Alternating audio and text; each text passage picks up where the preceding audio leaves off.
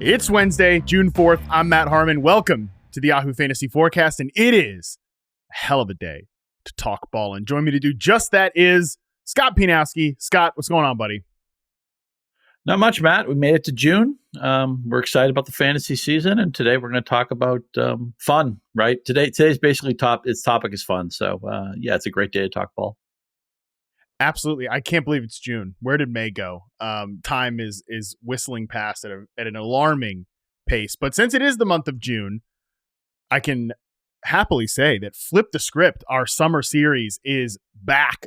For those new to the podcast feed, maybe new to the series in general, essentially this is sort of tongue-in-cheek, right? Because I think some of this analysis is silly, to put it kindly. You know, who's going to be this year's whatever? But basically we're looking back at the biggest fantasy surprises, maybe some disappointments, storylines of the 2024 season, and trying to identify who we think is going to be this year's version of that. We're going to have, I think, like 5 of these shows over this next month here.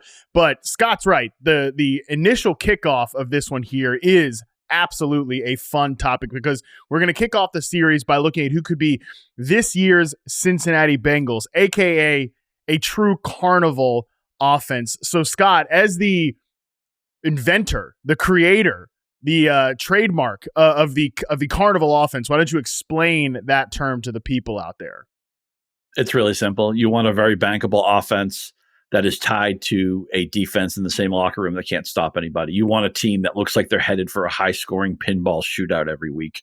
Think of what the Bengals and Ravens did last year, where every time they played, it was like first team to 40 wins.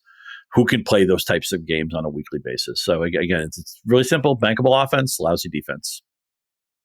Perfectly simple. And as we always do with Flip the Script, before we get into the nominations for this year's award and then the eventual voting, we want to take a look back at the 2024 version of this team. So let's take a quick look back at the 2024 Bengals, which ultimately ended up being a perfect fantasy storm. Joe Burrow was the quarterback 5 overall. Jamar Chase, of course, took titles home for people as the wide receiver 1 overall, a true advantage at the position. T. Higgins was wide receiver 13 in total scoring, but was a top 5 performer in per game fantasy scoring. And Chase Brown ended up being a revelation. One of the true few like 0 running back hits of last season. He finished as the running back 12. So I guess, again, when we look back at how this happened, Scott, a lot of it is, one, the defense, which was completely lousy on the other side. That was a talking point all year long. It was a mix of, hey, Lou Anarumo, really good defensive coordinator, but maybe he works better with veterans. And because the fact that they have invested into this offense and they consistently invest in the offensive line, not just the skill position players, whether some of those investments work out is another question. They'd had to try to stock the cupboard with these young players who didn't really work out. I mean, you know, the amount of young Bengals that really just have not hit the ground running over the last couple of years, like highly drafted players, the list is long. It's basically Trey Hendrickson and a bunch of kids who aren't getting the job done right now. So that was part of it, but also it was like the very highly concentrated nature of this offense. Like, yeah, Mike Gesicki had a couple moments when he'd kind of become the slot receiver when T. Higgins would move out of the lineup. But, you know, Jermaine Burton obviously had, to put it kindly, a rocky year. Andre Iosivas wasn't really a, quote, target earner, even if he was a nice, useful player as a slot receiver at times. When Zach Moss went down, Chase Brown was the only game in town. So that was a big part of the 2024 Bengals. And I think it's going to be something when we look for this year's candidates of this is like a concentrated offense to go along with the defense that's giving it up on the other side. Right. I'm glad you mentioned that. Yeah, that's actually something I do. I will write a carnival article in the summer. I'll also write about the teams that have the narrow usage, the tight concentration that you mentioned. I don't think I've considered it a prerequisite to be included in the carnival conversation, but man, it's so good for fantasy. Chase Brown was a screaming right answer, somebody I was underweight on last year, and it was no fun he never came off the field. He was good in all packages, and you're playing hurry up, you're trying to push the pace, make a comeback, playing in a high scoring game. I mean, a running back who never comes off the field in that situation is fantasy gold. I think he was one of the most important players, one of the most important guys to get right, and I got it wrong last year. It was very frustrating. But the Bengals were the only team last year to score over 400 points. They were 470s, I want to say, and the only team that also allowed over 400 points. So if you want to be really simple about it, there are some teams that we'll talk about them today who met the defensive component of that, some teams who met the offensive component of that. But Cincinnati was easily the dunk of the Carnival offenses last year. And it's everybody's been paid here, right? Higgins been paid, Chase has been paid, Burrow's been paid. They did not add competition for Chase Brown, so it's a decent chance we may end up finishing where we started, because the Bengals for 2025 have all. And people may say, well, why is it even a carnival anyway? It's like, well, you ever been to a carnival? You go there and there's just a million things to do. It's sensory overload because everything is there. There's bad food to eat, there's scary rides that may or may not have been vetted, may not be safe. There's all this excitement. It's a little bit scary, but you can get anything you want at the carnival. And that's the idea for fantasy, is that, okay, where are we going to get 500 yards today? Where are we going to get 40 points today? And that's why we call this thing a carnival to begin with. Yeah, and just looking at the Bengals for this year, because I do want to have that conversation as well, you're right that not a lot has changed here. I mean, offensively, they're running the same crew back, essentially. They're talking up Jermaine Burton in mini camps, like, oh, he's really turned a corner, whatever. We'll see if he can just make the damn roster. I don't expect him to have any sort of fantasy relevance as long as Chase and Higgins are healthy. But the Higgins health is worth mentioning, at least. That's probably like your only hesitation. Maybe their only hesitation in really giving him like a true long-term extension, because they definitely gave him an extension, but if you look under the hood of that deal, it's something that they can get out of. It's kind of like a year-to-year thing. It's almost shocking that Higgins would agree to that deal, although it's clear these guys just all wanted to stay together. But he was the wide receiver 4 in per-game scoring last year, and I think there's really, again, no reason to think he can't do that when he's healthy.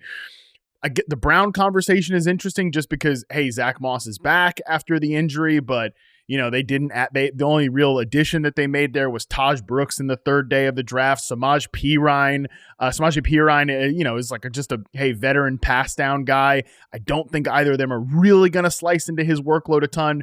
And I guess the bigger question we have to answer about this year's Bengals, Scott, is just, do we expect any improvement on the defensive side of the ball? Because they move on from Lou Anarumo, they get Al Golden, who was a college defensive coordinator, and what they're selling is, hey, Al Golden's going to be able to communicate to these young guys because he comes from the college level. He'll be able to foster and grow some of these guys that maybe weren't working out. Well, their first round edge rusher as of right now is not even practicing with the team because, of course, they haven't signed him to a contract. Their best defensive player by a long shot, Trey Hendrickson, is threatening to sit out games. We'll see if he actually goes through that, but he's threatening to sit out games unless he gets a real deal contract extension. So I don't know. Like maybe their plan that Al Golden's just going to sprinkle some magic young player pixie dust on this works out, but otherwise, this still looks like one of the bottom 10 defenses in the NFL at best, honestly.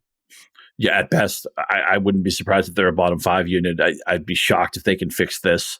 It's going to be more than a coordinator. As you mentioned, they're off to a poor start with their best player unhappy and their first pick unsigned. It was kind of par for the course the way the Bengals have run things in the past. So I'm so confident. In fact, it's funny because as confident as I am in this offense, I'm equally as confident that the defense is not going to be repaired. I cannot wait to watch Bengals games because they're going to be the last game to end in the window. They're going to be the game that's like, oh, wow, this game still hasn't gone to the half yet. That's going to be the Bengals in 2025. And I'm generally, Matt, not somebody, I've been such a passive quarterback drafter for years. But because Burrow won't be the first quarterback off the board in any league, but he can easily be the quarterback one. I might break my rules. I might actually have a different shade to my draft strategy because getting Burrow and hopefully attached to one of his 3 musketeers, because Brown catches enough passes that's a link. And obviously you'd want either receiver. You probably need the first or second pick in your draft to get Chase. But Burrow is somebody who's forcing me to reevaluate my quarterback strategy, something that I've been doing the same thing for such a long time, but I think he's worth a conversation there. Interesting. Yeah, I haven't found myself drafting into or like ranking Joe Burrow in the same tier of guys like Allen Jackson and Jaden Daniels. I think there's a clear separation with those guys just because they bring the rushing advantage.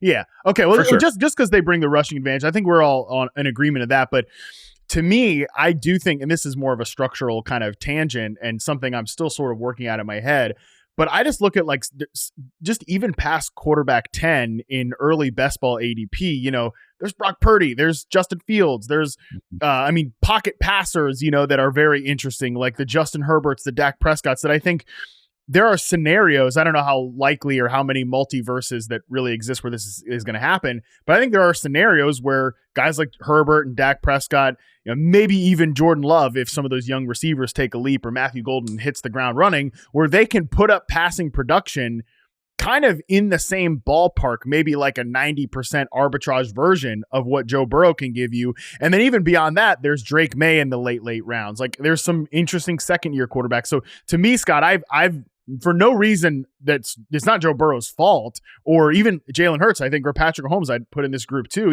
even Baker Mayfield at QB7. We're going to talk about the Bucs in this segment later on. I just haven't found myself gravitating to that group of quarterbacks because I think range of outcomes wise, there's so many interesting guys, like I said, past quarterback 10 in early drafts. Right. For years, I've been using the analogy that the quarterback position in fantasy football is like the public transit system in New York. You miss a train, you catch another one in 5 minutes, right? Mm-hmm. There's just no reason to be stressed about it because there's more supply than the demand, requires. So why should you even get involved in somebody early? But that said, Burrow, the fact that he can be a tier 2 quarterback drafted, and I could easily see him being in the first tier when the season ends. And he's not going to run that much. He'll sprinkle in a little bit of running. It's not going to be a big part of his game, but And yet you mentioned some of these quarterbacks. I mean, Justin Fields has been the player maybe I've been most excited to draft this year because I think he's going to run for 1,000 yards. And we know that's, Rich Rebar told us what a cheat code that is. And also I want to mention, this is no place in this show really, but just such a cool stat I want to mention. You mentioned Jordan Love. Did you know nobody on the Packers has had more than 100 targets since Davante Adams left town? And last year, nobody on the team got to 80. I think maybe there's just no right answer in the Green Bay receiver room because they love platooning so much more than maybe any other team. As much as I love the coach there, LaFleur, and Love's a good player. He was hurt last year. You give him a pass for that. But I wonder if maybe the receivers are a dead end there. But quarterback you tell people when they start fantasy, the NFL is all about the quarterback. Fantasy football is not all about the quarterback because you don't have to proactively draft it. People think, oh, Josh Allen, he should be my first pick, right? Or Mahomes should be my first pick, or Lamar Jackson should be my first pick, or whatever. It's like, no, that's absolutely not. That's not how the game is backwards that way. But I'm wondering if I've gotten so relaxed drafting quarterbacks on a budget that I wonder if I'm missing opportunities for guys who, if Burrow is drafted as quarterback 6 and finishes quarterback 1, he still smashed his ADP. It's just in a different frame. We're all looking for that quarterback 18 who can be quarterback 5, and those guys happen every year. But who's to say that you go from 6 to 1 that isn't just as much an impactful move? True. No, I can't argue with that. I think we have a lot of time over the offseason to kind of parse out these quarterback rankings and the way the position looks right now. Before we toss to our first break and start talking about the candidates that could be this year's version of the Cincinnati Bengals, the Carnival offense, I do just want to ask you about Chase Brown because he has been, I don't want to say like a difficult player to rank because I think we're all kind of comfortable, even if it seems weird because he doesn't have the pedigree of some of these other guys. He's a day 3 running back. There's always some risk with these guys that the team aren't super heavily invested into. I think we're all kind of comfortable with him industry wide. Like you look at any ranking, he's right there around running back 12, running back 13, early best ball ADP. He's running back 13. I'm going to reference, early best ball ADP just because those are people that are actually, drafting right now, things of that nature. But are you comfortable with him when you look at him versus some of the receiver names that he goes around? I'll just throw a few out there. It's the Garrett Wilsons, it's Tyreek Hill, it's Terry McLaurin, Jaden Daniels also in this mix as well. Marvin Harrison Jr., Devontae Adams. Would you rather, Mike Evans as well, would you rather draft into a guy like Chase Brown or one of those wide receivers in that range? I'd prefer Brown to probably, 90% of the guys you just mentioned. Tyreek Hill, I could not be more out on, by the way. I think the Chiefs might have gone bad. He didn't have a long catch after week 1. That's just crazy. I know it was a lot of things, as any football success or failure has a lot of parents, but Tyreek Hill really scares me. I think Chase Brown is mispriced right now in ADP, and I think he's going to be somebody who rises in the summer without a news item that's attached to it. Usually when players have movement in ADP, it's because we're all overreacting to some quote or something, or somebody sprained an ankle or something like that. But I think the market should just look up and say, like, why are we not treating Chase Brown more seriously? As you mentioned, they really haven't brought in any competition. I mean, P. Ryan is a good pass blocker that will get him on the field sometimes. He's not going to do much when he actually handles the ball.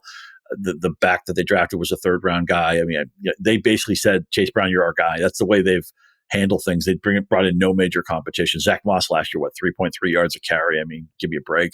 I mean, he's not only is he a backup, he really should be like a running back 3 on a decent team, and he might ultimately be that on this team. So I think Brown, people who are getting Brown in the third round right now, which is gettable, enjoy it while it lasts. He'll be a locked in second round pick, I think, when the major part of draft season kicks in. Yeah, as I've said on the show over the last few months, I can't quite get out of my head Zach Taylor saying at his combine media availability that, hey, we don't, we're looking at running backs because we don't necessarily want some of those games where Chase Brown, I'm paraphrasing, but where Chase Brown was on the field for basically every single snap, at least over 90% in a bunch of games. That can be true, and he can also still be a good third round pick. Like, right, if Chase Brown was going to play 100% of the snaps, he'd be a first round pick, right?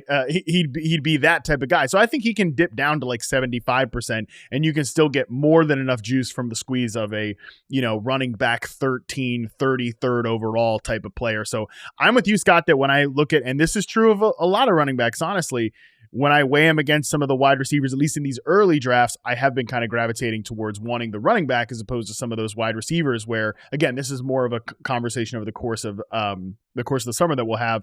I don't see a huge difference in like Marvin Harrison or Terry McLaurin's projection as a guy like, Calvin Ridley or something way down the draft board. But we will get to those conversations throughout the course of the summer. Let me just attach one more thing to this. Okay. A very popular build for fantasy managers is the hero RB, right? Where you get the one guy you can hang your hat on, and then you're fortifying the other positions. A lot of times when I go hero RB, I want that receiver room that's the envy of everybody. That's Matt Harmon approved in reception perception. So the question is, okay, is Chase Brown good enough for a hero RB build? And my answer is absolutely. If I left the draft where the only signature back I had was Brown, and I had that wide receiver, I was winning the flex, I was winning the wide receiver room. Yeah, that's a roster I'd go to war with. All right, well, that is a definitive answer to is Scott Pianowski comfortable with Chase Brown's early ADP? On that note, we are going to take our first break. When we come back, we will look at our flip the script candidates for this year's Bengals, the Carnival offense of 2025, right after this. All right, we are back. So we dove into last year's Bengals. It is time to flip the script to 2025.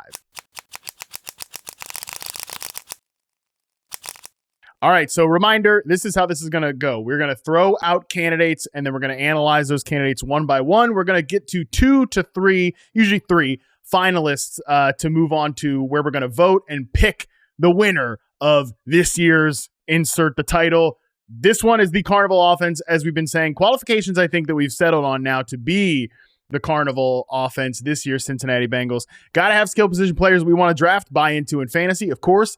I think the quarterback, Scott, it's got to be, it's got to be like a plus starter. I think functional is a little bit too low of a bar. I think they've got to be someone that is at least average to slightly above average, above board, right? Bonus if it's a concentrated offense, but I don't think that is a necessary component as we talked about. And of course, we got to have a defense that could be bad enough to force the offense to try to keep up, keep the games interesting. So first candidate I want to discuss is the Atlanta Falcons. And Scott, I was actually saying this, I feel like in January or when the season was ending, that it was on my radar that the Falcons could be a good kind of candidate for this year's Bengals. So let's discuss them here. I think we know some of these skill position players, Scott, are very good. We love Drake London. I am very excited about Drake London's 2025 season. Darnell Mooney was a nice find for them. Bijan Robinson, one of the best running backs in the league. They got depth with Tyler Algier. Kyle Pitts is there. He's Kyle Pitts. I think the key question is Michael Penix. Like, can Michael Penix be that above average quarterback? Not a lot to go off from his rookie season, but based on sort of the glimpses we saw of him towards the end of the year, what sort of quarterback are you expecting to see for the Falcons in 2025? Yeah, that's the big question here, right? I mean, the transition season for them last year, Zach Robinson was the new offensive coordinator from the McVay tree. They've transitioned finally from Kirk Cousins, who gave us like 3.5 months of horrible football, to Penix at the end of the season. And it's hard to know what they're getting there. Penix came into the NFL in an advanced stage. It kind of spiked late in his college career, but you have a team. We like this, Bijan Robinson is, a lot of people think he's the running back one on their board. I have him ranked there ahead of Barkley. I know it's not necessarily everybody agrees with that, but I think that's a consensus view of the landscape at the moment. Drake London, look at what he did the last 8 games, a 1,400-yard pace. He targeted like crazy. We love that. I think you talked about how important you introduce this with, does the quarterback have to be plus? And ultimately, I think the Falcons defense will be bad again. We know last year they didn't have a pass rush. They get a schedule that's going to be mostly indoors. Obviously, all their home games will be indoors. It's going to come down to how good Penix is. If Penix can be even slightly above average, I think the stuff around him is going to elevate him. And I think the defense, I know they tried to address that pass rush problem in the draft, but it's the type of thing that could take more than a year to fix. Last year, they did allow over 400. They didn't get to 400 points themselves, although they just missed despite everything going wrong. I mean, Cousins just looked so washed, and you couldn't run half the playbook, it felt like, because of the physical limitations of Cousins, of what makes him comfortable and what makes him uncomfortable. So once you answer the Penix question, you can answer the Carnival question for the Falcons. But even if you don't put the Falcons in the Carnival bucket, I'm going to draft Robinson. I'm going to have shares of Robinson. I'm going to force that issue. And it's going to be when the candidate picks for me to draft is like Drake London and 2 other guys. I feel like London's going to be the guy I press on a lot. He's somebody I think he's already a very good player. I think this is the year he pushes into like the first round conversation for 2026. I'm completely with you on Drake London. And I think the real key with him, and I've said this a lot, is that last year, the coaching staff really got the role right for him, which is in Arthur Smith's offense, he was just a static X receiver. And like Drake London can do that and he can be great there, but he's such a fluid athlete and such a high-end separator, so good against zone coverage. You want to move that guy around. In fact, Drake London was on the show last year talking about that in the middle of the season, and Kirk Cousins really like expressed that oh man, like I'm gonna pepper him when this guy is in the slot. But when Penix got into the mix, then we saw that too. Like he was still in the slot in the final 3 games on 41% of his snaps, and he got some looks there, but he averaged 16 yards per reception because Michael Penix, those passes were a journey, Scott, but like the downfield outbreaking routes that Kirk Cousins was certainly not going to hit, Desmond Ridder, Marcus Mariota, any of those guys, they weren't hitting Drake London on those routes, but Penix was willing and able to, for the most part, hit those throws. Now, I think he's always going to be kind of a accuracy comes and goes sort of player in Michael Penix. I think he will be a little bit volatile in year 2.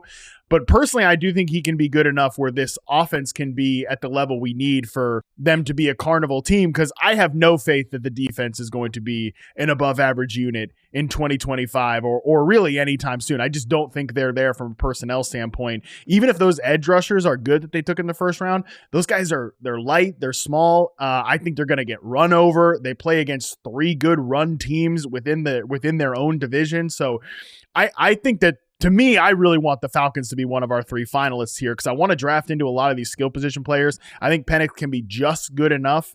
Maybe there's more. Maybe the ceiling's higher than I'm sort of saying here, but I think he can be just good enough to be the type of quarterback we need for this offense to work out.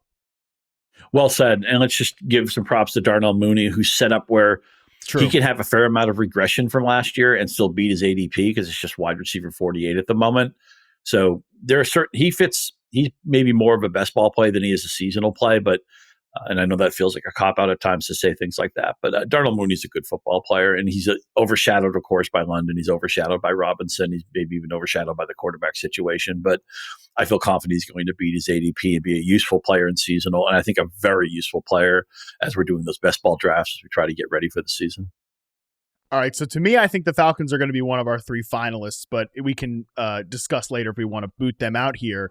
The next team that we're going to talk about, the more I think about it, the less I'm convinced that the Dallas Cowboys can be one of these teams, because I do think the offense can be really, really good, especially the passing game. The running game, I just don't really know from a fantasy angle, like where are we going with the Javonte Williams, Jaden Blue, Miles Sanders backfield. But that's I don't know. It can be a good run game if this offensive line pops, but I certainly want to proactively draft into the pass game, Scott. But the more I look at the defense, like there are some holes on that side. Certainly in the secondary, there are some issues at cornerback, but I just think if Micah Parsons is healthy and he's playing football, I don't think this defense can be bad enough for them to be a true Carnival team.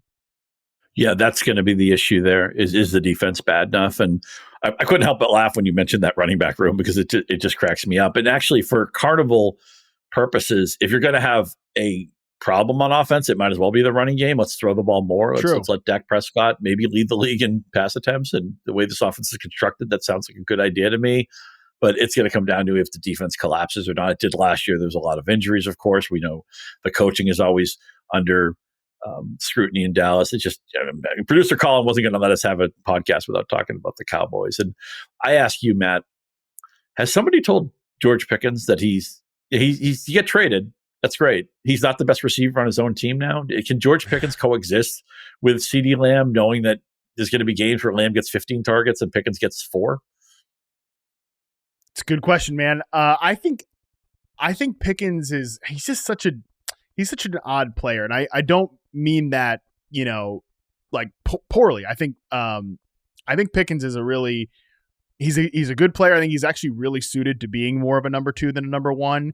I think as long as they're winning games and he's getting like high yield targets, I think that will be okay. But there are going to be some games where he gets like 3 balls thrown his way, and I think it's a volatile experiment. I always come back to one of my buddies said well, it's going to be explosive one way or another, and that is certainly true with the George Pickens experience. I'm comfortable where he's being drafted right now. Just to bring the point back to the defense, when Micah Parsons got back in week 10, they were 14th in EPA per play allowed. So that is certainly above the bar of what we're looking for. And I actually think that Eberflus, he's probably not a needle moving defensive coordinator necessarily, but he's not a bozo either as a defensive coordinator. So to me, I think that we're going to be fine. It's a risk. Like I said, look at some of these cornerbacks that we're showing on the screen right now. Not necessarily, there's some injury issues with Trayvon Diggs. There's injury issues, obviously, with Overshown at linebacker. Is Deron Bland more of a nickel back, or is he a guy that can hang on the outside? I think those are outstanding questions. But I do think that this defense is good enough, simply if Micah Parsons is out there, to be a team that I don't think could be a carnival offense. Right. I mean, the 3 previous seasons, they were top 10 and actually usually in the top 5 in defensive points and yards allowed.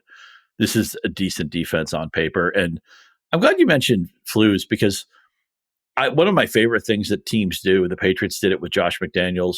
We saw the Commanders have success last year with Cliff Kingsbury, is when you take a failed head coach, and it's a reverse Peter principle, right? The Peter principle is you promote somebody and then they find their level of incompetence and they fail for you. The reverse of that is you take somebody, well, why did we like Eberflus in the first place? Why did we like Josh McDaniels in the first place? Why did we like Cliff Kingsbury in the first place? Because they were really good designers of a defensive or offensive unit.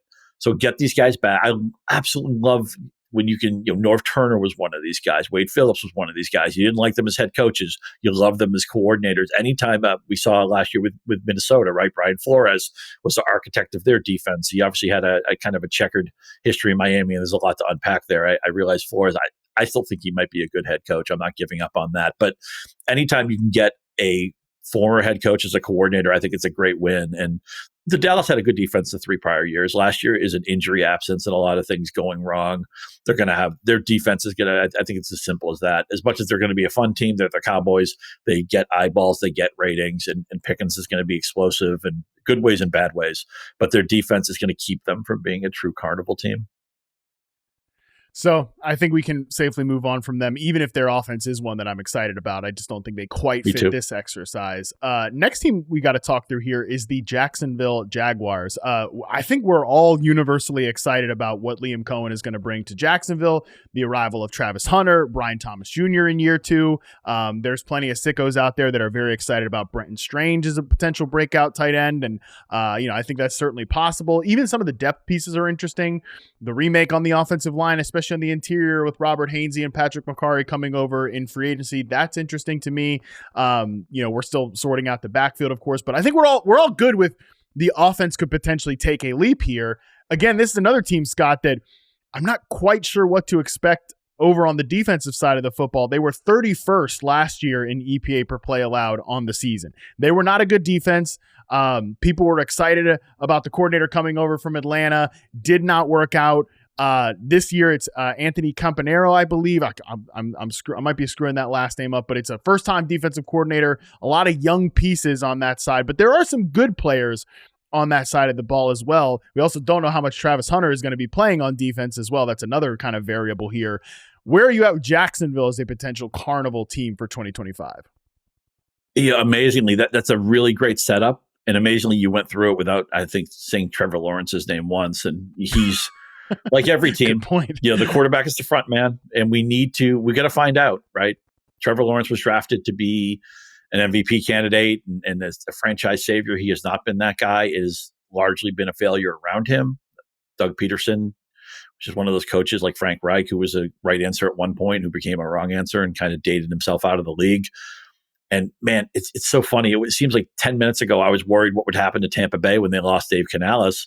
And then maybe Liam Cohen is even an upgrade on Canales. I mean, the offense that Tampa Bay had last year, very exciting to see him land in Jacksonville. They get Hunter. Thomas is always open, despite all the poor play around him last year. He had a breakout season and just smashes ADP, was one of the league right answers. Ultimately, it comes down to two things. Is the defense going to be bad enough? I think it will be. Is Trevor Lawrence going to be good enough? That's where I'm not sure. I think this might be a thing where 4 or 5 weeks in, people are like, yeah, I was expecting more from Trevor Lawrence, setup, Cohen, Hunter, all that stuff. And then maybe it clicks around Halloween, or maybe it clicks in November. And then we're saying in the middle of November, we're like, oh yeah, the Jaguars, I want to have Jaguars on my playoff rosters, or I'm excited about what Lawrence is maybe he's starting to pick up. Because remember, it took a while for Canales last year to get things going in Carolina. And there's a team I'm interested in this year. I think we're going to talk about them. But Jacksonville is a buzzy team, a destination offense, but it ultimately comes down to what is your opinion of Lawrence? Anthony Campanelli is the current Jaguars defensive coordinator. He's coming over from Green Bay, taking over for Ryan Nielsen, who flopped in the job last year, despite a lot of people being excited about that hire. Weirdly, Scott, I'm actually I'm pretty optimistic that Lawrence can be. Is he going to put up Joe Burrow stats from last year?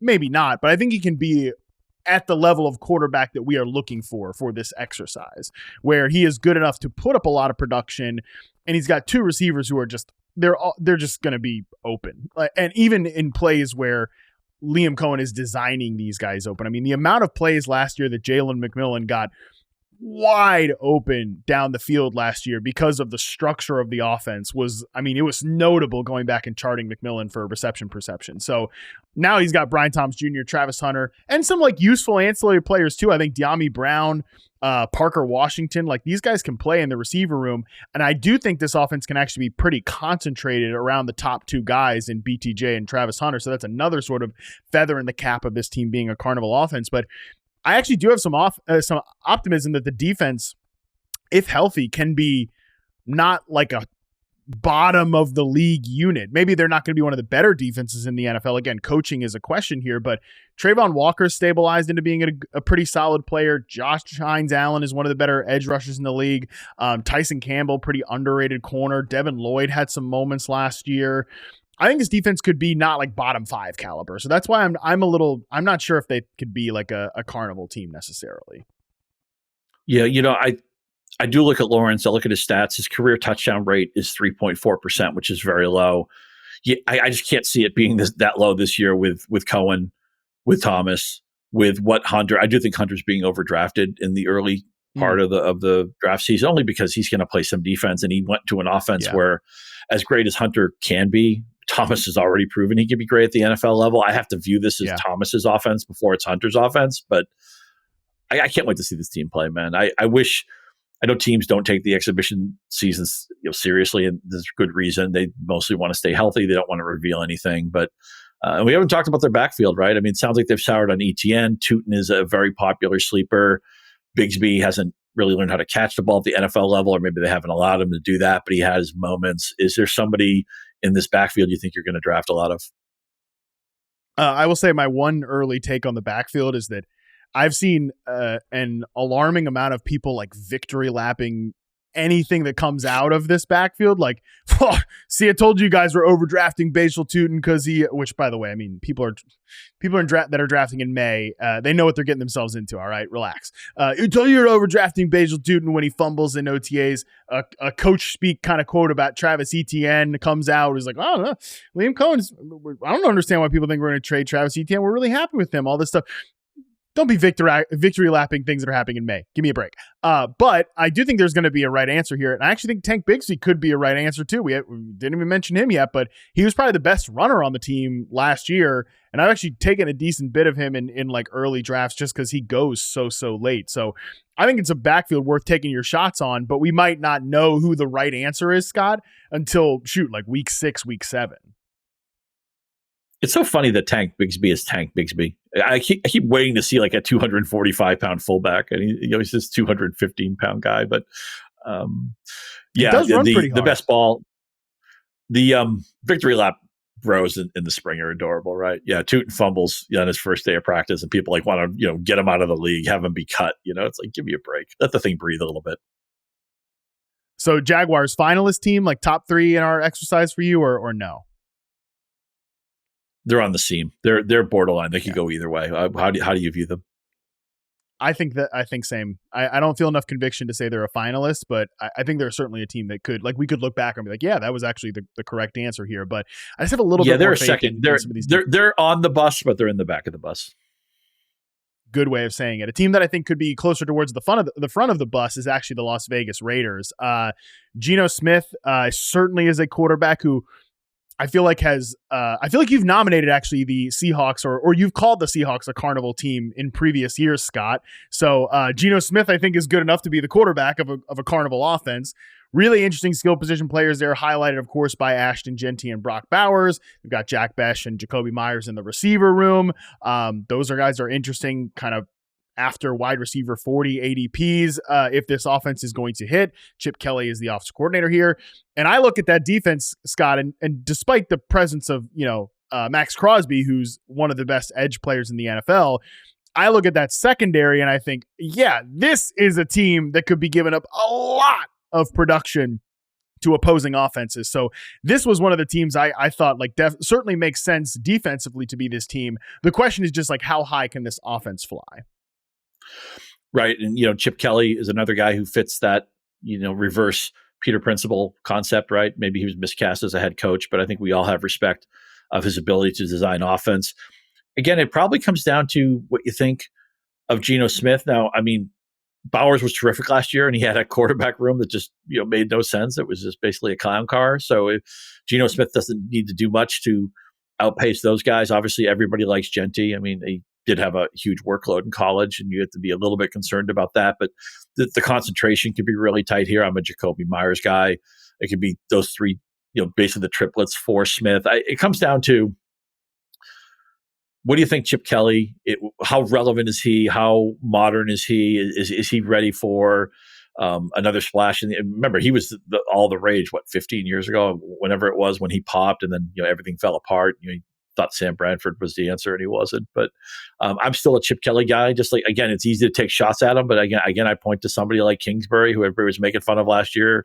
And oh my God, he's going to ruin Jaden Daniels. And actually, he put out a really good set of plays for Daniels, and Daniels was the right answer. All the people drafting Anthony Richardson should have drafted Jaden Daniels like 3 rounds later, which is, I think, one thing we did get right last summer. But it comes down to how you feel about Kelly for me and how you feel about Geno Smith. I was not in on Bowers last year because I didn't think he could beat a horrible quarterback room. And then he said, oh, yeah, you don't think I can do that? Well, everything Sam Laporta did, I'm just going to rip it to shreds and have the best rookie tight end season of all time. So Vegas, man, they're still going to win 6 or 7 games at best because I just don't like the depth of the defense. But I think it's going to be a fun offense. They're not going to make the finals for me, but they're going to be a very interesting second-tier carnival team. Yeah, second-tier carnival team that, again, similar to Jacksonville, if the offense is what we think it is, I think they could end up being the right answer. The problem is just some of the questions that you mentioned there. I think the depth on offense is questionable here as well, because I like Jack Besh, but he's a rookie wide receiver. He's somebody I definitely am very excited about, and I think that him and Jacoby Myers can actually complement each other much more than maybe people think, because there's some slotness to both of their games here. The offensive line's a pretty solid unit, but not a perfect unit. And Geno Smith, like at this point of his career, I still think could be the type of quarterback that executes this offense. But yeah, I'm with you, Scott, that they're sort of a second-tier team. But because I have so little faith in the defense, that's why I want to just highlight them as a potential right answer here. Final team to talk about on this side of the break, Arizona Cardinals. God, I don't know, Scott. This team trips me up at this point. Honestly, I'm not quite sure how I feel about them offensively. We know that they're running the same thing back from last year. Same coordinator, literally no changes personnel wise. They made a lot of additions on defense. So I guess the question here is the defense going to be improved enough that they can no longer qualify as a carnival team? Yeah, it's certainly part of this. To me, this is going to be really simplistic. I just can't get there with Kyler Murray, right? I mean, he's not getting any taller. And I'm just nervous that some of the staples of Harrison's game, some of the staples of McBride's game are throws that Murray can't see. That they were so frustrating to watch. And Kyler is a great athlete. You see games where he just doesn't want to run, and there are other games he does run proactively. But I think he'd like to do a little bit less of that every year, and so take that athleticism, and he can't get the full benefit of that. This offense frustrates me. I mean, last year, right, McBride was the Deontay Johnson guy. He didn't have a touchdown to the very end of the season, and it was almost like a youth league game where they were trying so hard to get him a touchdown, and it was just a big mess. I mean, Harrison, I don't want to be too hard on Harrison because the expectations were so sky high that almost anything was going to feel like a letdown. But man, If they redrafted, he would never go ahead of Brian Thomas. I don't think on anybody's sheet. But I can't get there with Kyler Murray, and that's why they're an easy disqualification for me. I don't trust the quarterback enough. I'm with you on a lot of what you said there, and just the fact that they made additions on the defensive side of the football. Josh Sweat, Walter Nolan in the first round. Will Johnson was, if he's healthy, a nice value on the second day of the draft. I think it was time. It was finally time for for Jonathan Gannon to get some toys on that side of the ball. He did it, and I think that's a big part. That's a variable, and then the fact that I'm with you that. The idea that, they're going to move Marvin Harrison around more in a second season, I buy it. I think that's going to happen. But okay, then who are we getting on the field more? Like Zay Jones as the X receiver, like Michael Wilson's kind of our downfield, like that. There's diminishing returns there. So I'm with you that, and you were right on this, Scott. Like 100% correct. Scott Pianowski called that. From the first moment, like that Marvin Harrison Jr. was slotted as a early second, late first round pick, top 12 wide receiver. I remember the email chain with you being like, are we sure? Like, we're just going to do this with like a rookie receiver. We're going to do this. So you were right to raise the alarm bells there. And I just don't think there has been enough change in the offseason to push forward a unit that looks very similar to last year. I'm still overall optimistic about this Cardinals team, but I just can't get there as them being like a top 5 offense. And I think the defense can be improved enough that they're not really a carnival level team. So with that, we are not going to move them to the finalist bracket. We are going to take our second break here. When we come back, we'll talk through some more candidates and some very interesting potential carnival finalist teams right after this. All right, we are back. Let's talk Carolina Panthers here, Scott Pianowski. Literally the worst defense maybe in NFL history, but certainly the worst defense last year, 32nd in EPA per play. They've made some nice, smart additions on that side, so I don't want to discount that.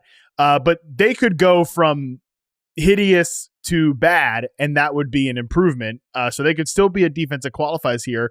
How much faith do you have in the offense after adding Tedero McMillan in the first round and continuing to sort of invest and hopefully develop some of the younger players on that side of the ball?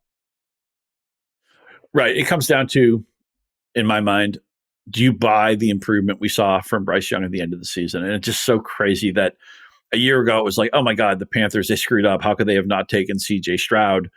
And then in year 2, Young, horrible start, but he really finished the season well. And as he got more comfortable in the Canales offense, and everything went wrong around CJ Stroud, offensive line was hurt, all the receivers were hurt, the offensive coordinator was maybe overmatched, and now maybe the Panthers took the right guy after all. I mean, it's certainly a long way to play with that, but I'm a Canales guy. I was encouraged by what I saw from Young. He also has a sneaky running component to his game, which will maybe make – I think he's a perfect – you play in the league, you start 2 quarterbacks. Bryce Young is a great guy to target as a value. You might draft him as your 3rd guy, and he might be your 2nd guy through the season. For them to be carnival, though, McMillan has to be very good right away, and that's a big ask of any rookie receiver. Obviously, this room is so barren of talent. I mean, Adam Thielen is still a useful player, but I think he's like 57 years old. I mean, he feels like he's been in the NFL since, before. I think he predates the Panthers. That's how old Adam Thielen feels. I know although that isn't true. Why they keep adding Adam Thielen's like my age, by the way.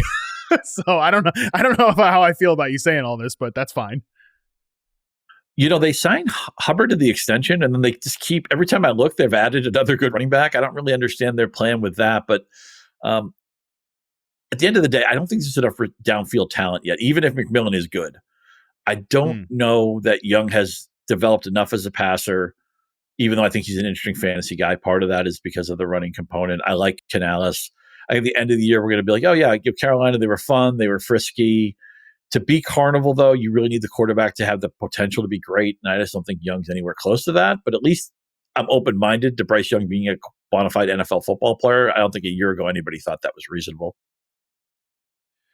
I'm a little bit more optimistic on the offense and the receiver room maybe than you are, because I think McMillan's going to be like a day one good starter at X receiver, and I think the downstream effect there is pretty significant. Like the fact that Xavier Legette's not going to have to play X receiver anymore is pretty significant. Some of his best stuff comes when he's working off the line of scrimmage and he's running in breakers. Some more of that like flanker sort of work for him. And I just wrote an article for the website looking at the top 10 receivers in yards per route run against man coverage last year among players that ran 275 plus routes. The Panthers have 2 receivers on the list. It's Adam Thielen at number 5 and Jalen Coker, I believe, at number 8 or 9.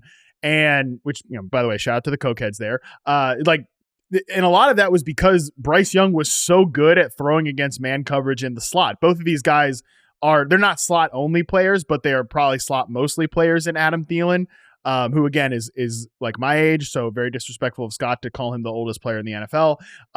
Or maybe that's just the reality of where I'm at in my life right now. But Coker also another guy that was really good working against man coverage from the slot. So I think there's depth in this receiver room. Maybe they certainly don't have a Jamar Chase. Maybe McMillan in times can be a certain point could be T. Higgins, probably not as a rookie. So yeah, I don't know that they're a finalist for me either, but I think they're in that same group of guys like Jacksonville and Las Vegas as sort of those borderline carnival level teams. Let me give you the last 7 games for Bryce Young. I think a lot of people, even knowing that he was playing better, are going to be surprised by how good these numbers were. 11 touchdowns, 3 picks, 6.9 YPA, which again, with what's around him, that's pretty good. And he ran for 5 touchdowns. So he was a good football player. This goes back to the end of November. So the idea that it takes a while to gel with a new offense, with a new scheme, and also just giving him, you always talk about layup targets. This offense had no easy buttons to push in 2023. True. And one thing Dallas was able to do last year is to get Young those rhythm throws, get him okay, this is an easy 5-yard completion on 1st and 10. Let's take it. Stuff like that. That offense had no component of that the previous season. And then, of course, everybody get fired in the middle of the year. So then you have all different voices come in. I mean, just totally set up to fail. I don't want to act like, I think you're more bullish on this team than I am because you expect McMillan maybe to be an eyelash better than I do right away. Although who doesn't like McMillan? I mean, he was drafted as early as he was for a reason. But I am, the arrow's pointing up on this offense, and I'm going to have Bryce Young shares. I was a big Hubbard guy last year, and now the offense is better. This is going to be a fun team. I think this is how fun they're going to be. They're going to get flexed into a game in the second half of the year. There'll be some horrible game on Sunday night. Oh, you know what? The Panthers are actually kind of fun. Let's get them on Sunday night. Frankly, this is the second NFC South team we've talked about. It won't be the last because I think this division is just going to be a little bit carnival-esque this year in and of its own.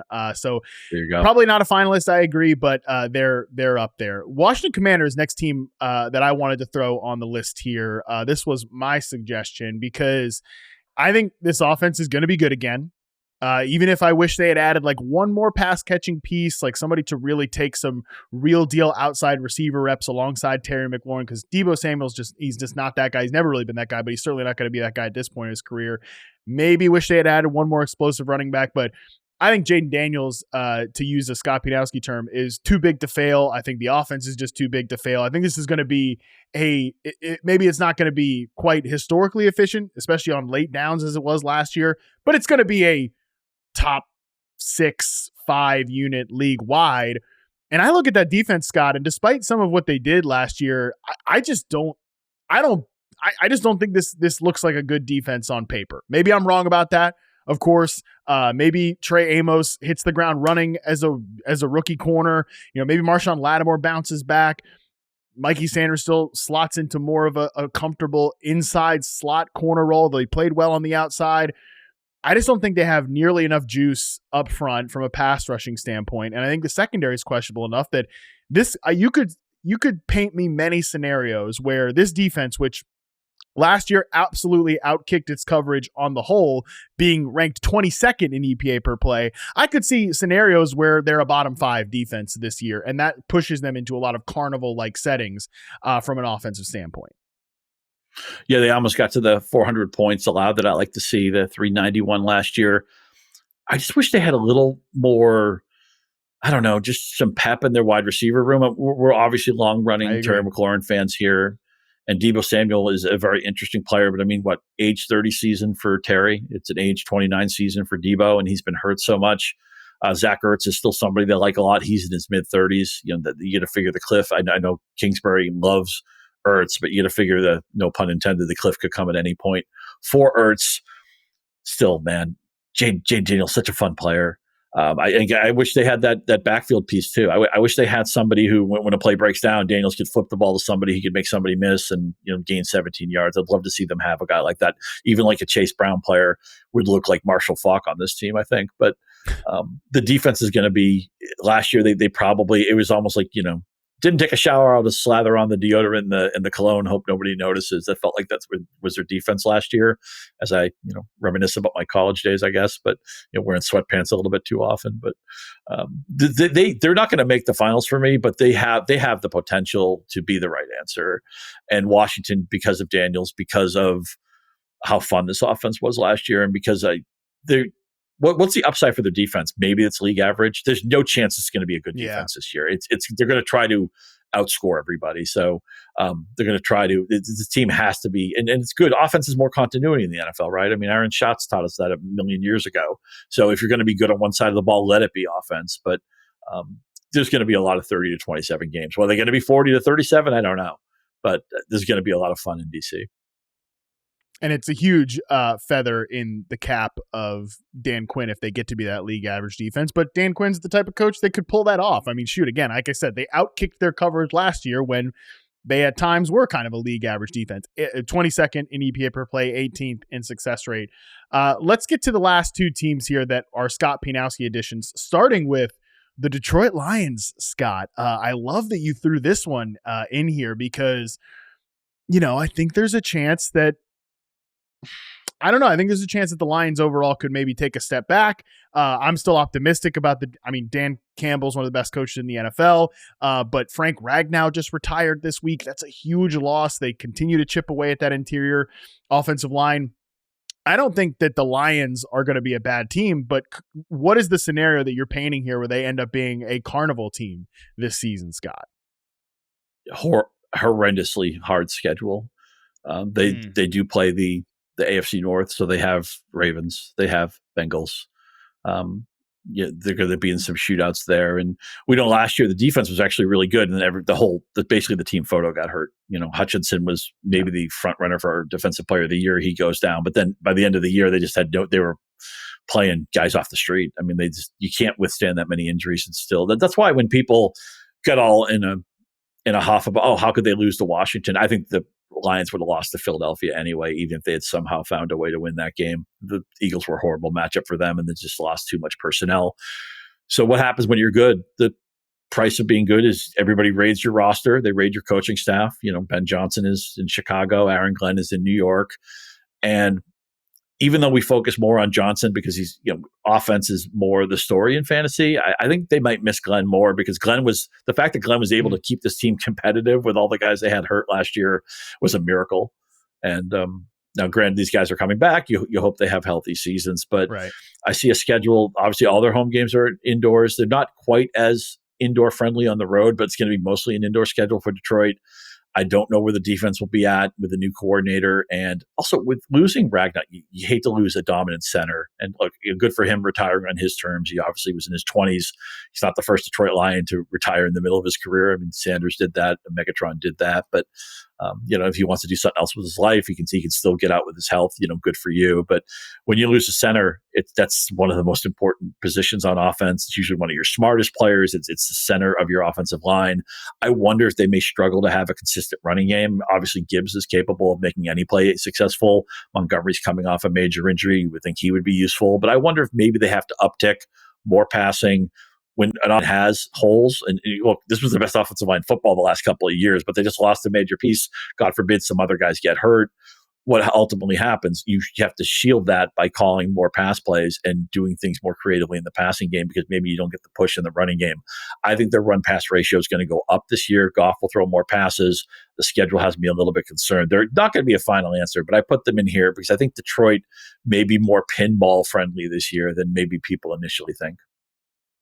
Yeah, I'm glad that you mentioned them because I agree. I don't think they can be a finalist. Like, the defense is just too good. Like, Aiden Hutchinson coming back, DJ Reed stepping in for Carlton Davis. I think that, Kirby Joseph coming off a great year. Aleen McNeil and DJ Reed are being healthy. Like, this is just, the defense is just, even if Aaron Glenn is a needle mover, and I think he is, I think defense is going to be too good for them to kind of be a carnival team. But I'm glad that you brought them up simply to have the discussion of, yeah, I think this team overall could take a step back and still be a very, very good team and like get to the NFC playoffs and, maybe even get to the NFC championship game this year. That's totally possible. But I think in the regular season, they could be a team that are in more of these game scripts where they have to push the ball because they're not just, putting the foot on the throat of an opposing team and playing with a lead all the time. And that makes me actually really interested in a guy like Jameson Williams at wide receiver 24. I think, he's somebody that took a step. It's so weird, Scott. Like, the Lions are talking about, and maybe he's just a guy that you have to talk about this way because you got to kind of constantly like be feeding into him and keeping him engaged and all that. But they're talking about him again this year like they were last year. And it's like, and people are being like, oh yeah, they're hyping up Jameson Williams for a breakout year. He had a breakout year last year. What are we talking about? Like, the guy, he's already established himself as a really good player. Why are we talking about Williams as if like, oh yeah, we expect a big year from him? No shit. He had a big year last year. He should have another big year this year. So I'm actually really interested in Williams at wide receiver 24 for all of the reasons that you just sort of outlined there, and the fact that he did have that breakthrough season last season. I'm so glad you said that, because there's going to be somebody who comes up with an article of the breakout players of 2025, and they're going to try to shoeporn Jameson Williams on it. And the story already happened. I've seen it. Yeah, right? I've already seen it. It's out there. Yeah. I've already seen it. Drives me crazy. He's a maddening player because he takes the top off the defense, and he can also catch any pass behind the line of scrimmage or any short little dig and take it to the house too. And just to have a guy like that, it changes how teams have to defend you because they're just petrified of him all the time. It's so important to have that factor. Most teams don't have a guy like that, and they're always searching. That's why anybody who can run in the NFL, even if they're not technically a great receiver, is always going to have a job because, that's just a thing that every offense needs. But you also have to keep him engaged, as you said, because he makes a lot of mental mistakes, and he's the Lion on the offense who's most likely to get a personal foul or to get a taunting penalty or throw the ball at the official, throw the ball at the defender, get suspended. Yeah, he's had suspension issues. I mean, Jameson Williams needs to be carefully handled. Part of that is I remember like back with the Celtics, Larry Bird used to say that Dennis Johnson was the best teammate he ever played with, and I always felt like part of that was Johnson was a great player. Part of it was a con job that DJ was sensitive and needed to feel included, needed to feel important, and Bird was just kind of feeding to that. For the 7 people listening who can remember Larry Bird as an NBA player, but let me tell you this: feet to fire, Matt. I don't think the Lions win the division this year. I don't know if it's the Packers who win it. I don't know if it's the Vikings who win it. I think the Bears will be improved. I think it's a year too early to put them in this mix. But if I had asked you to pick an NFC North winner right now, who would you go with? I'm still probably going to go with the Lions just because I think they have the best head coach, and I think their offensive identity is centered more around Dan Campbell than people give it credit for. Like, Are you sure they have the best head coach? I would follow Kevin O'Connell. Sure. I love Campbell, but I would also follow Kevin O'Connell into a burning building. And Matt LaFleur, all he does is put out, plus offenses year over year. I think 3 of these teams have we'd like this guy to coach our team the next 12 years. Oh, I mean, spoiler alert, we're doing some pre-taped shows on Football 301 because Nate's going to be on paternity leave, and we just did top 10 coaches yesterday. It's not going to come out anytime in the next few weeks, but we just did top 10 coaches.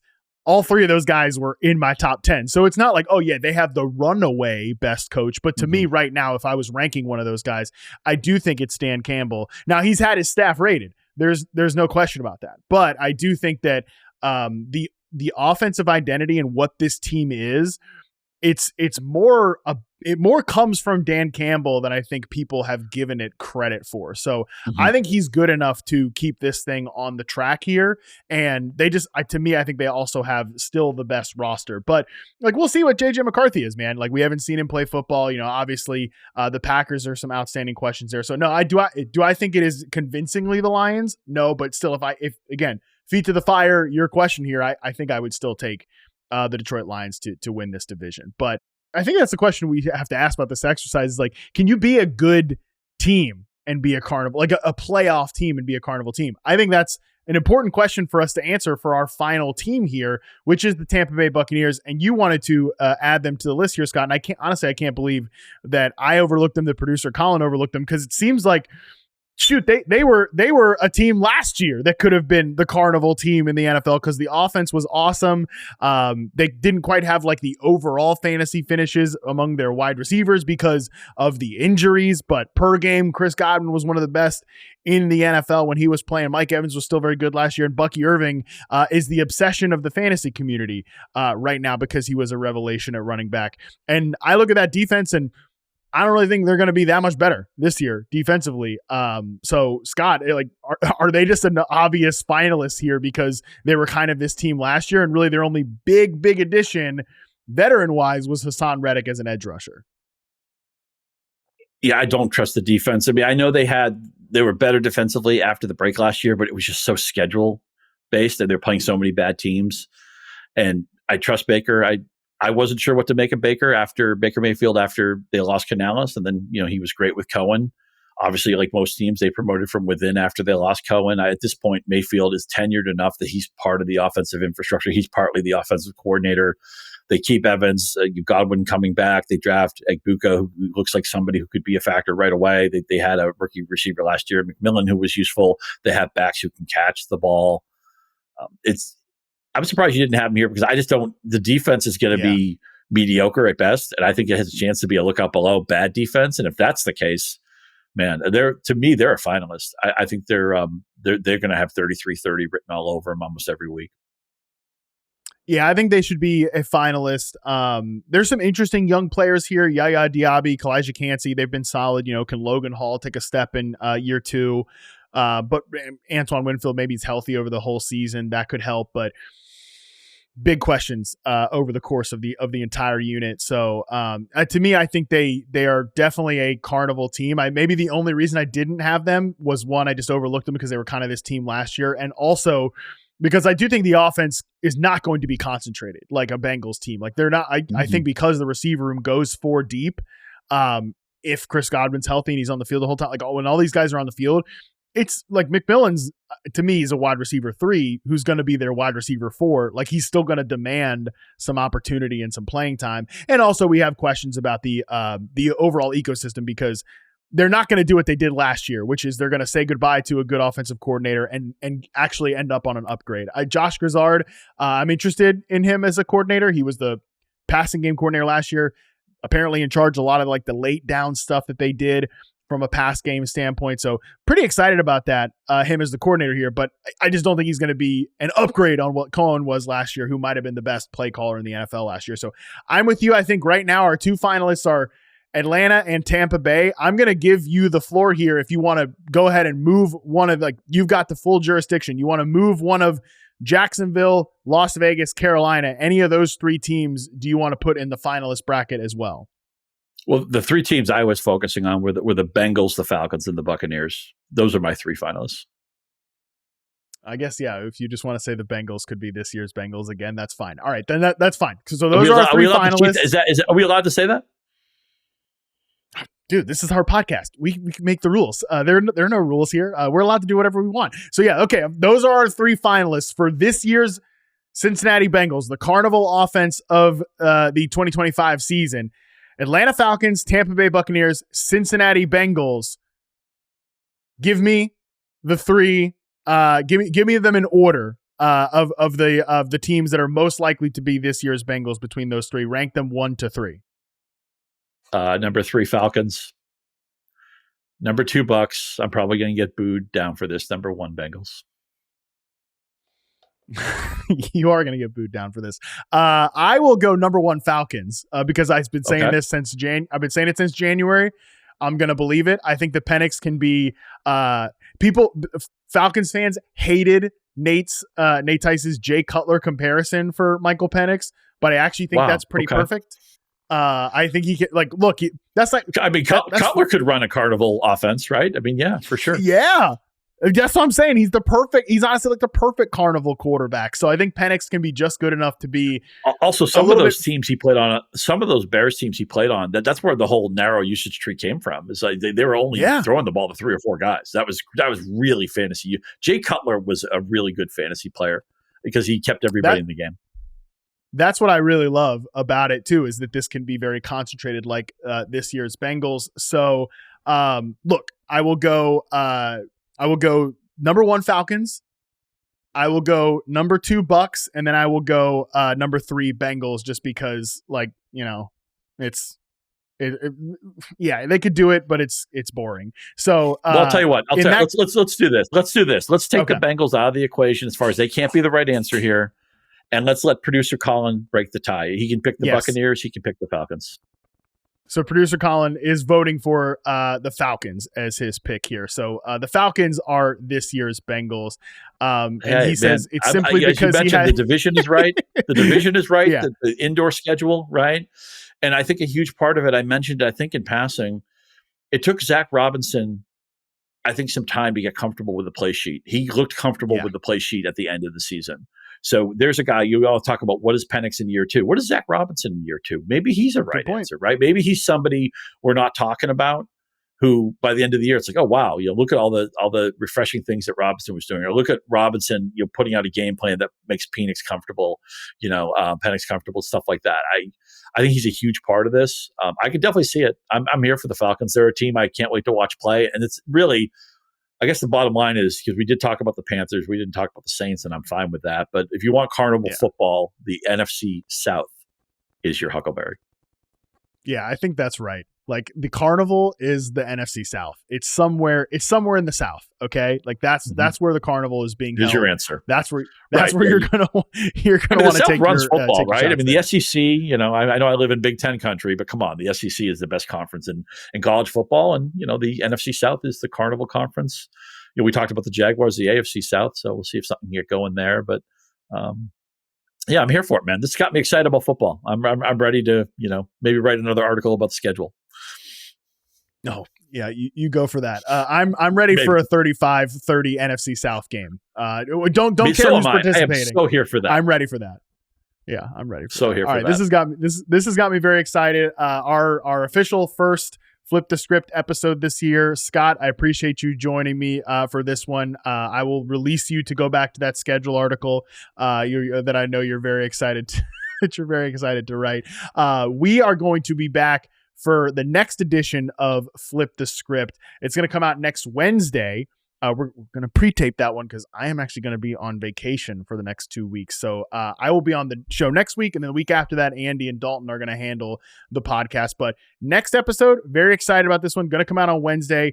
It is going to be who's this year's Jackson Smith-Njigba, the breakout wide receiver of 2025. Ray Garvin of Destination Devi is going to join me for that. Very excited about it. Until then, we are out.